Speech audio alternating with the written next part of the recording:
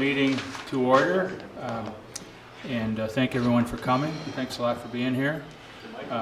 Staff, anybody watching online, everybody that's in the audience, thank you for being here. First order of business is, first item on our agenda is to acknowledge the land upon which we gather is the unceded territory of the Mi'kmaq, and we pay our respects to the Mi'kmaq, Indigenous Mi'kmaq people of this territory, past, present, and future. Second is the approval of the agenda. The agenda is before you. Any additions, deletions, or changes to the agenda that anyone would like to propose? If not, I'll entertain a motion for approval of the agenda. Thank you. Second? Seconder? Yep. Thank you. Thank you. Okay, all those in favor? Aye. Anyone against? Motion carried. Okay, the third item is planning, development, and heritage, and we have a resolution to consider here tonight, and I would like to invite the Chair of Planning and Heritage, Councillor Jeff McDonald, to perhaps lead us through this. I know you're online, Jeff. Are you able to do that? Yes, certainly, Your Worship. Yeah, I'm very happy to do that. Technically, this has been deferred from our official council meeting last week to tonight's date. I do believe that, last week was ancient history, and I can't recall if the resolution was read, but I believe it was. But in any event, I will reread the resolution. The only thing I might ask staff is if they can recall if there already had been a seconded councillor to the resolution. I think this is a new meeting, so I think we need to reintroduce. Okay, I couldn't recall if we had deferred or not. Yeah, we did okay, have. So we didn't. No, we didn't defer. On that basis, yeah. I'll just okay. I'll proceed. So the resolution is moved by myself as Chair of Planning and Development, and it reads as follows: whereas an application has been received from Sean McGuire, owner of CMLMT Holdings Limited, to construct an 8-unit stacked townhouse dwelling complex on the south lot proposed under SD 004-25. A stacked townhouse dwelling of up to 12 units up to 40% of a block is a conditional use within the medium density residential zone. And whereas pursuant to section 11.3.3 of the Town of Stratford Zoning and Development Bylaw, prior to the issuance of a development permit for a conditional use, Council shall ensure that property owners that directly abut the subject property are notified in writing and asked to provide their comments. And whereas on August the 14th, 2025, letters were sent out to 13 abutting property owners, seeking comments on the proposed conditional semi-detached dwelling uses. The deadline for comments was the end of the day on August the 29th, 2025. And whereas 5 letters with comments and a signed petition with 31 signatures from residents in opposition to the proposal were submitted before the comments deadline. Be it resolved then that Council grant approval to the application from CMLMT Holdings Limited to construct an 8-unit stacked townhouse dwelling complex on the south lot proposed under SD 004-25, subject to the following conditions. 1. Conformance with the conceptual drawing submitted to the town prepared by Sable Arc, dated August 22nd, 2025. 2. That a development agreement be executed between the town and the applicant, subject to such terms and conditions as council deems necessary. 3. A detailed servicing plan must be submitted for approval to the Stratford Utility Corporation. 4. A detailed stormwater management plan must be prepared by a qualified engineer and approved by both the town of Stratford and DTI. 5. A detailed erosion and sedimentation plan must be prepared showing how erosion and sedimentation will be controlled and contained during construction. 6. The retaining wall along the south lot line will require, along the top of the wall, a railing or a fence for safety purposes. 7. Once the building has been constructed, a final grading plan must be submitted and approved by the town of Stratford. 8. Prior to the issuance of the final occupancy permit, the Swallow Drive Extension Road must be deemed as public by the Department of Transportation and Infrastructure. And 9. All other relevant provisions of the Stratford Zoning and Development Bylaw be met. This resolution is PH 048-2025, SD 004-25, and it does bear the recommendation of the Planning and Development Heritage Committee as discussed at a meeting held on September the 2nd, 2025, and an email post conducted between September the 5th and 10th, 2025. Thank you, Councillor. Do I have a seconder? I'll second it. Thank you. Yep. Okay, discussion. I think since we can't see each other, it's difficult to have a discussion, but we will perhaps ask each councillor to speak in turn, and then we will have a general discussion if that's okay. So maybe I'll. Yes, so your worship, if I may. Yeah, sorry, go ahead. Is Mr. Ruff present? Yes, I'm coming. Okay, the planning department has proposed a summary of the proposed development, and that's found in your agenda package. Okay, go ahead. And what I'm going to request, if it's okay with Mr. Ruff, if he could just present the findings of the summary and to provide council with an overview of the recommendation of planning staff and some of the rationale for that. Yeah, so I can do that. So the resolution deals with the conditional uses on the south side. So at last council, the subdivision of the two lots was approved. So essentially there's one lot north of Swallow and one lot south of Swallow. So this one's just dealing with the development south of Swallow. And then this is for a single building of 8 units. So it's 4 units wide, 2 units high in the stack formation. So there was, as part of the subdivision and the original overall concept, there were letters sent out to adjacent landowners. It was 13 letters went out just to those that abut. We did get 5 letters in, as well as a petition from landowners in the area. Predominantly there were general concerns raised with the initial proposal, which was 2 units on the north side and 1 on the south side. The concerns raised were potential loss of green space by the subdivision and subsequent development, loss of privacy due to increased number of dwellings in close proximity to the stacked townhouses, the potential negative impact on property values from the stacked townhouses, pedestrian concerns due to lack of sidewalks in the area, also tied into the subdivisions. And then there was a comment that was a similar proposal was denied in 2023, and then therefore this one should be. So just addressing a couple of these. It comes with regards to traffic and parking. Transportation has already reviewed this, and they have no issues with the proposal from either parking or traffic issues. In terms of green space, the proposal on the south side is actually not eliminating any trees or public green space. So actually there's no public green space being removed at all. It's all private property through here. So on the south lot, it's not an issue. Concerns with the impact on property values.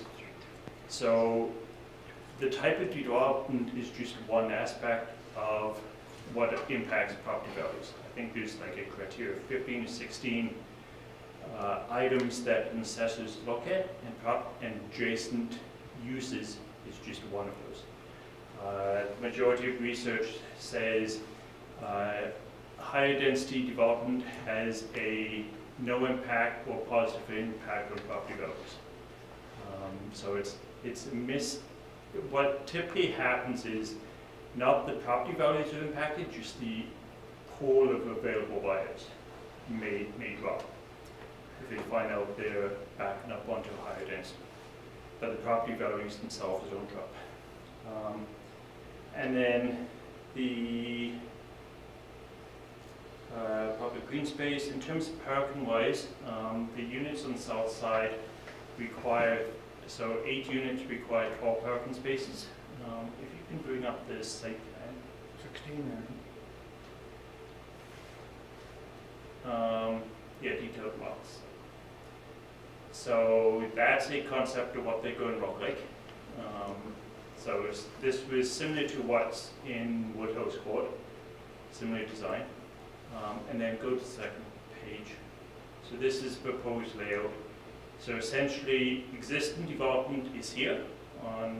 So this Swallow Drive is to the left here. So right here, there's a semi-detached. And then on the other side, it's just a row of trees at the moment. and then there's a gap between the next set of development. So in terms of impact on surrounding properties, there's less impacts because the building is set back closer to the existing road trees. And then on the south side, it will be backing up onto a public park as part of the Grey Group Phase 3. So the proposed layout is designed to minimize impact on the neighborhood. And then in terms of parking, it's got, what number is that, Jody? Is that 15? So 15 parking spaces.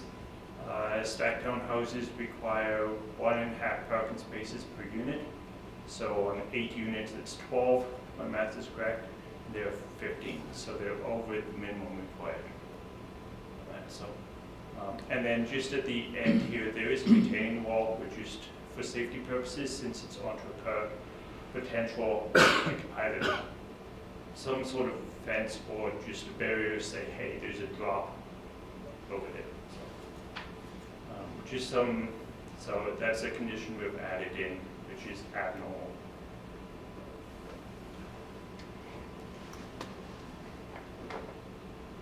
There's a summary of the proposal.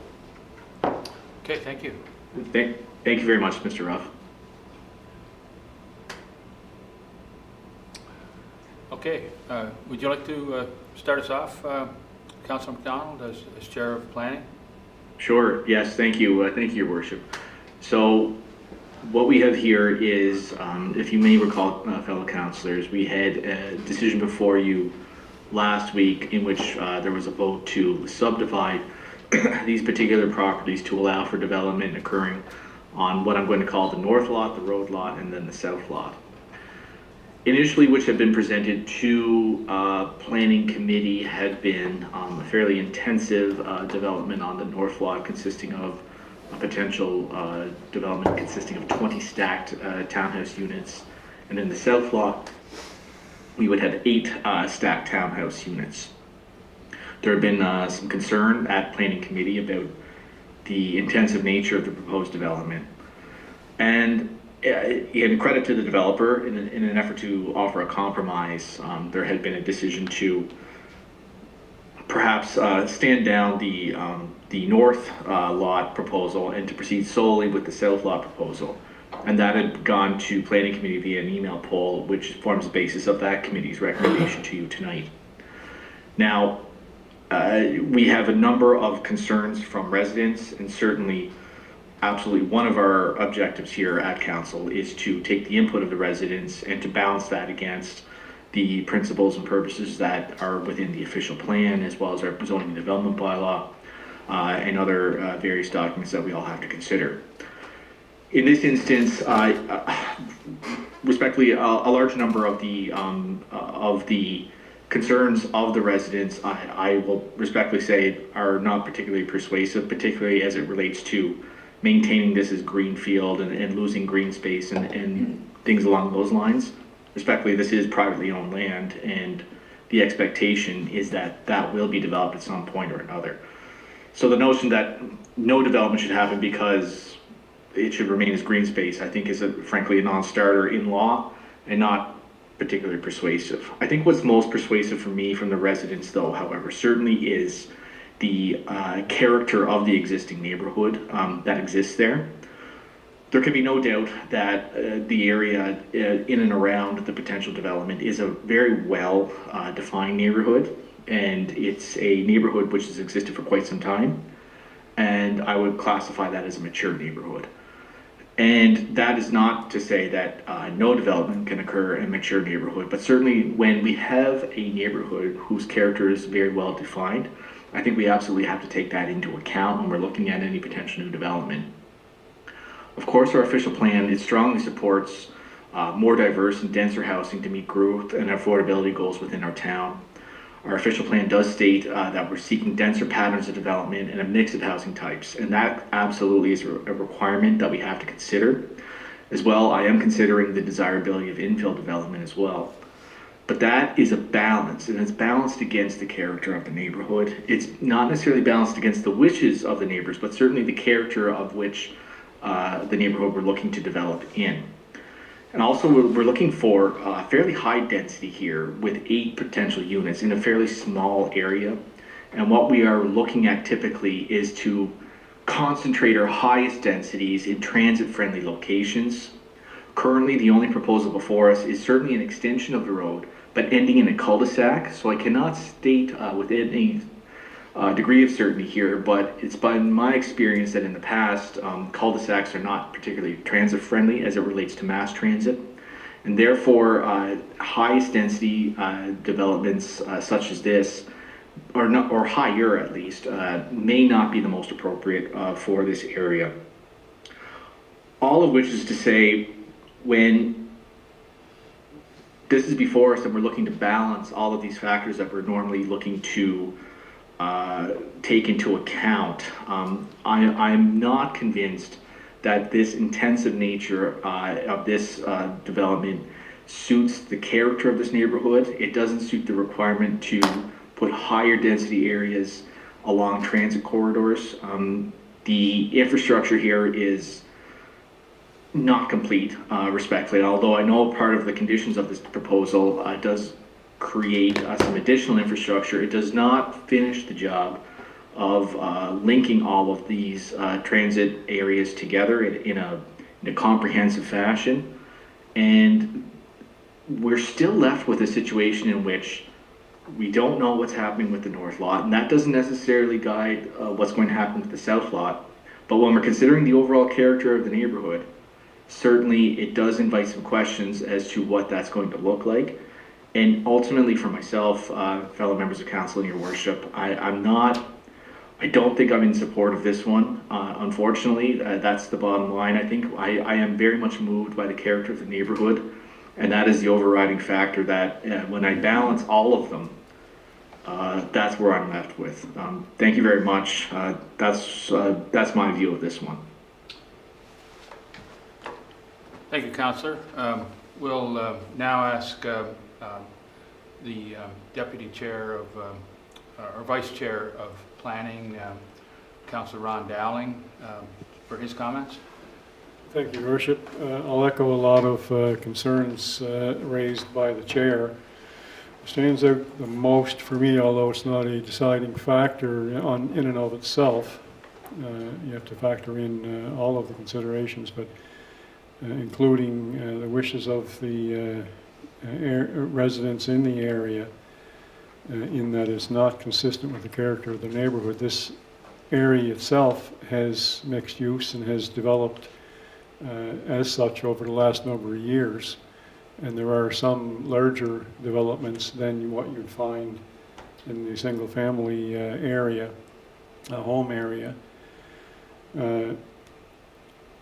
Another factor I'm considering is the proposed development in phase 3 of Kelly Heights, which, as I understand it, at least to date, indications are that it's being sought to develop as single family and with some duplexes and perhaps triplex, quadplex, something more consistent with the development that has taken place in the area in general. In discussions at committee, both the north and south were factored, and the committee did have concerns in relation to the north side, and although they felt, as I do, that the south side 8-unit development is less intensive than the north side, and even less impactful because it's not bordering on existing single-family homes, although there is a duplex home there. The committee felt that it would be best to approach the developer to see if there were alternate plans that might be available that might lessen the densification. And the other component, of course, was the subdivision of the lots, which everyone's in approval of. The next thing we heard was a proposal coming to council for approval of an 8-unit building. And from my view, committee didn't have really the opportunity to discuss that in and of itself as a development. And although there was a poll taken, I think we were lacking the opportunity to have direct discussion. But at any rate, speaking for myself, just what I got from feedback from the neighborhood, and the fact that it's not consistent with the current development in the neighborhood, then I'm not in favor of the development as proposed for 8 units. Thank you, Councillor. Deputy Mayor? Oh, thank you, Your Worship. Is it working? No. No. Just, if you can use it anyway, because I think it is picking up the recording, it's just not picking up it in the room. Just speak into it? Yeah. Please. Okay. Yeah, I'm on the same page here with Ronnie and Councillor Dowland and the chair of Jeff McDonald. I know the residents had some justified complaints and so on. I know the developer's a great developer. I mean, he developed in Woodhouse. It was a nice stacked town housing there, permitted for that area. And I know this one here is an R2 zone, so that's what, it's not associated with its official plan. So, I know the chair there talked about transit and so on, and some of the issues and more traffic and so on, the residents said, and the property values, there's something to say about the property values here. And people buy their lots, develop a lot, R1 or 2 in that area, and they want to live in that area, and then they want to resell the property. And they want to keep, I know in that area right now, on one of the streets, with 4 houses for sale, maybe because of, I don't know what the reasons are, but we got to be consistent with all our zones. This is an R2 zone. I know in that area in Kelly Heights, it's up there today. It's all 1s and 2s in that area. And just definitely going to, with the character of the neighborhood, because of R2s, and on the other side there on Swallow, there's R1s. So it's not going to be consistent with the neighborhood and so on. But all the complaints the residents did have, it was justifiable complaints. They talked about traffic. A stacked townhouse is more or less apartment building with 8 units with no hallways. So that's what you're looking at, this area coming into an R2. And this is why we have these official plan, our bylaw and so on. So just look at the authority it gives me is 7.16.1 of the official plan and 0.2 and some of the things. And also I'd like to see the neighborhood connect, the street being connected to Swallow. I know it's probably responsible for the developer and other developers, but too bad the province didn't step in here and get this done quickly and have their neighborhoods connecting to all neighborhoods. So on those issues tonight, I'll be definitely against the development of stacked town housing in this area. Thank you, Deputy Mayor. Councillor Jackson? I'm still kind of thinking. Oh, okay, sorry. I'll go the other way then. One or the other, yeah. I'll ask you to speak last then. Councillor Chandler? I have concerns. I have concerns in this particular request. Over the course of the years, we've received complaints from residents on Swallow Drive in regards to influx of traffic, people parking there to attend ball games, etc. Several have raised it as a concern. So we already know that there's a lot of traffic and parking on the side of Swallow Drive. I fear that densifying in that punch through at the level that is asking is not in the best interests for safety. I can speculate, and you guys will be on me again. Has there been a traffic study done? I would ask. The transportation did not, we sent the proposal over to them. They did not indicate that one is required. Typically, traffic studies are only, they require them for higher density ones. Mm-hmm. And essentially all a traffic study is going to say is you're going to generate X amount of vehicle trips a day. The roads can handle it so much, and the infrastructures can handle it. So the road itself can actually handle higher traffic. What fails first is not the road itself, it's the intersections fail first. Right, and I guess, and you've pointed out what the traffic study does outline. Where I am also considering is the quality of life, and we already know that there's people that line those streets. We also know that in these areas where there are these stacked townhouses, that we may have allotted for a vehicle and a half, but quite possibly there's 2 vehicles coming per unit, and that we don't have the parking spaces, so it moves them to the street. Councillor McDonald has pointed out it's a cul-de-sac, so it doesn't create a lot of movement in my mind, and I don't feel it's in character with the current beginning swallow from Mason Road on. So for that reason, I'm concerned and probably will not support it tonight. Thank you, Councillor. Councillor Cox? Yeah, I kind of echo what's been stated. I'm not anti-building, I'm not anti, we definitely do need some townhouses and stackable townhouses in the right place. I mean, we certainly are getting a lot of residents moving over here. I think the cul-de-sac is a good argument right there, especially when you look at places like Briar Jones and places that sometimes things have happened where there's, like, to me, there's,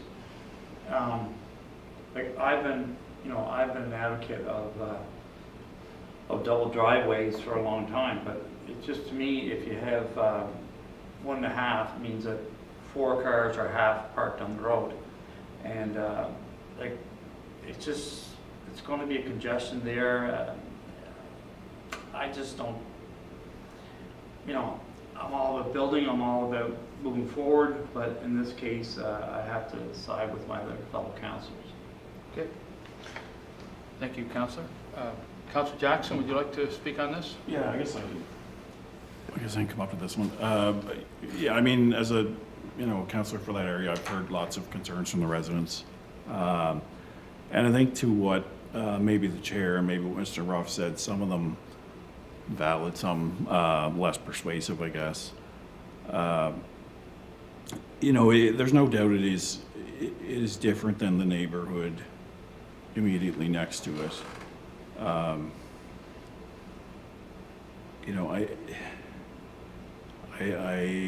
struggling with this one, just with our desire for more housing options. I'm one who likes the idea of these stacked townhouses. They seem to have worked well, and they're, with reference to the green space, I don't think that's an issue. Traffic, the province doesn't have an issue with the traffic. They never do, but the parking with 15 spots there, I think that's less of an issue than in some of the other developments we had looked at. But yeah, I'm struggling with this one because I think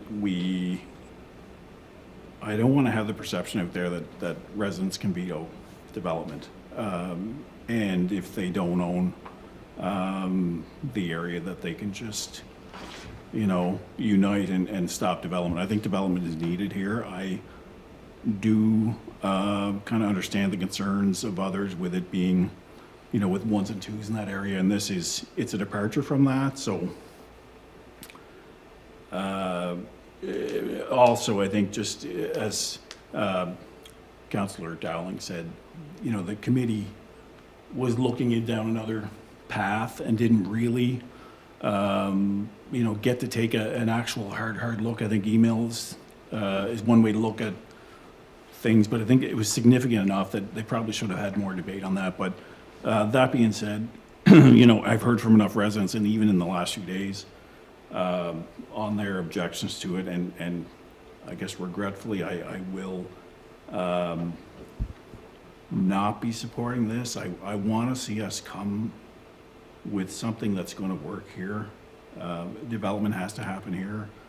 I think a lot of the issues are not, a lot of the concerns are not valid, but like the chair said, some are definitely valid ones. So again, I'm hoping we can find something that's going to work here, but I don't believe I don't believe we're quite there yet. So I'll be voting against, unfortunately.